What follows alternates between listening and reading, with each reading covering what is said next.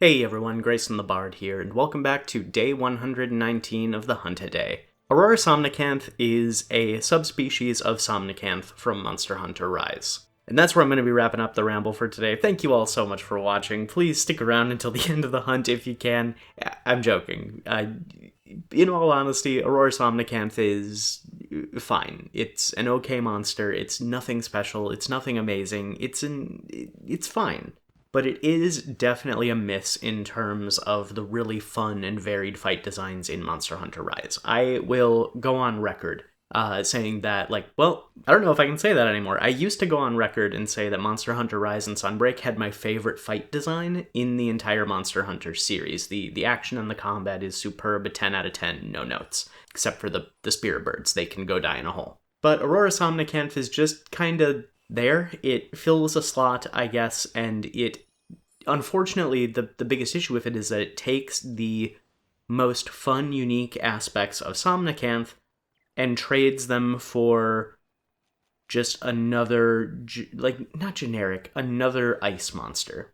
I can't say generic because it still moves in a very, interesting way. It uses the Leviathan skeleton, but it does a lot more jumps. It has the one move that I really love that both it and Somnacanth share is when it whips its head around and then uses that momentum to somersault itself at you. I absolutely love that move in both Master Rank regular Somnacanth and Aurora Somnacanth. If it were unique to Aurora Somnacanth, I think I would be a bit more lenient on the monster, but since it is shared between both of them, I really can't give it any additional points.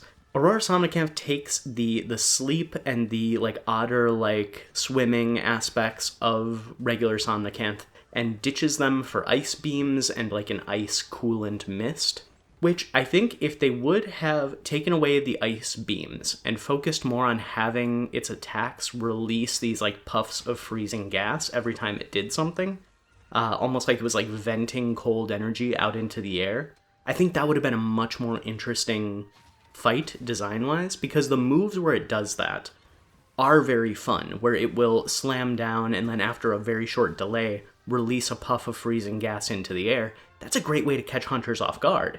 And if it was worked into more of its moveset, I think that would be a really fun and cool fight design. Cool, pun intended there.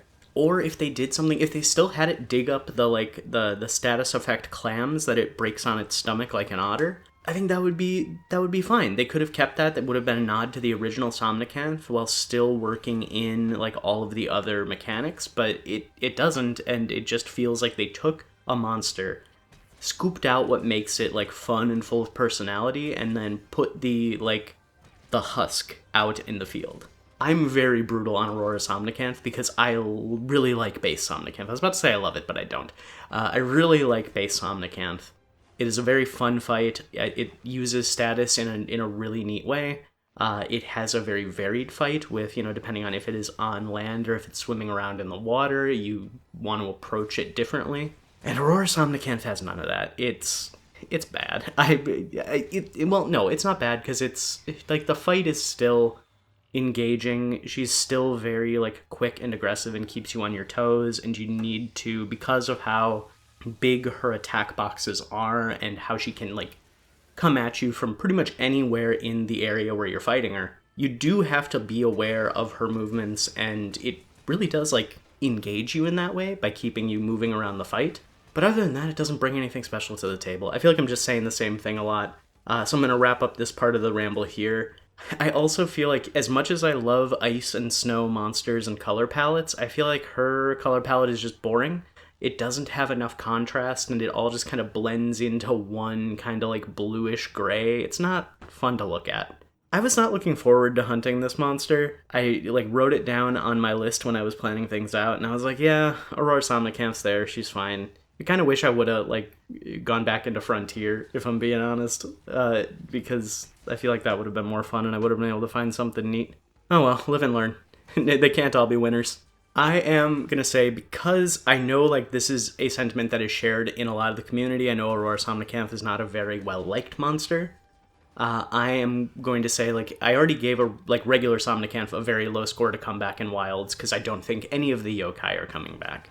I'm gonna give Aurora Somnacanth a 0 out of 10 to return in Wilds, and like a low 1 out of 10 to return in a future game.